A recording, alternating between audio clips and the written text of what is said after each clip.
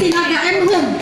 Yang mana kita ketahui bersama bahwa Bapak narasumber kita pagi ini merupakan translator yang cukup handal, baik di tingkat nasional maupun internasional, terkhusus translator di perusahaan mobil oil, translator di tingkat KTT non-blok also, dan langsung saja kita akan buka sesi pertama yaitu paparan dan sebelumnya saya minta maaf untuk 5 menit pertama atau 5 antara 8 menit saya akan bikin rehab untuk YouTube kita. Jadi mohon kita silent dulu. Ini kameraman yang mengambil suara saya, baru nanti kita upload ke YouTube kita. Oke? Mohon dikunci Pak pintunya supaya suara kita agak. Saya pikir saya nggak pakai loudspeaker. Ya Bu ya. Ibu jangan dulu mulai.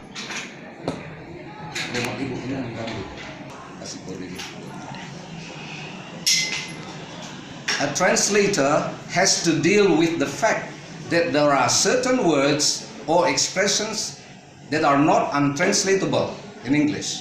This is the problem that has to be tackled by a translator. We know that English, for example, has more words than Bahasa Indonesia. This is a problem of skewing. Skewing means the imbalance between the vocabulary of the source language and the target language. So the translator must be able to choose the right equivalent. And this is the problem that he has to handle by himself. In the world, there are many problems that the translator may keep for themselves. For example, he has to be faithful in his translation.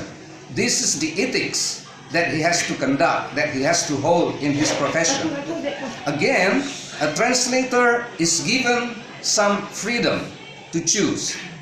Let me give you one example that is a problem of what we call the scandal of translation. The galaxy, Milky Way galaxy, which is translated into Bahasa Indonesia as Galaxy Bima Sakti. There is no relationship between the word Milky Way and Bima Sakti. Why do the Western people, for example, use Milky Way? Because this galaxy, which consists of billions of stars, in the middle, it looks like the color of milk. That's why it is called Milky Way. While in our Indonesian version, we use Bima Sakti. Bima is the protagonist, a story from India, Mahabharata. Then we wonder why the translator uses Bima Sakti instead of like Jalan Susu, for example. So he has violated the ethics of what we call fidelity. Now, this is the scandal that we often ignore. But again, scandal covers up many aspects of translation, including the cultural, economic, and political. For example, the word greenhouse is translated as rumah kaca, which is perceived wrongly. Greenhouse, because we know we plant there certain plants, flowers for example, while Indonesian people think of the container, which is kaca. Now, the problem comes up when you back translate. If the translator in Bahasa Indonesia doesn't recognize the greenhouse as something that contains plants, then he may produce a wrong equivalent, like glass house. There are many instances or examples of scandal, but today let's just look at the freedom of the translator to choose the equivalent.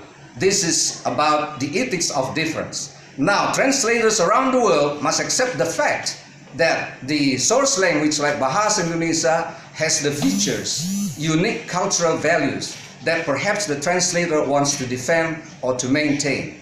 Now, it is up to the translator to choose the equivalent, whether he has to depend on his own culture, because there are certain words that don't exist in the target language as compared with the source language. Thank you very much. I'm Lidiman Sinaga from the State University of Medan. Thank you for watching. Bye-bye.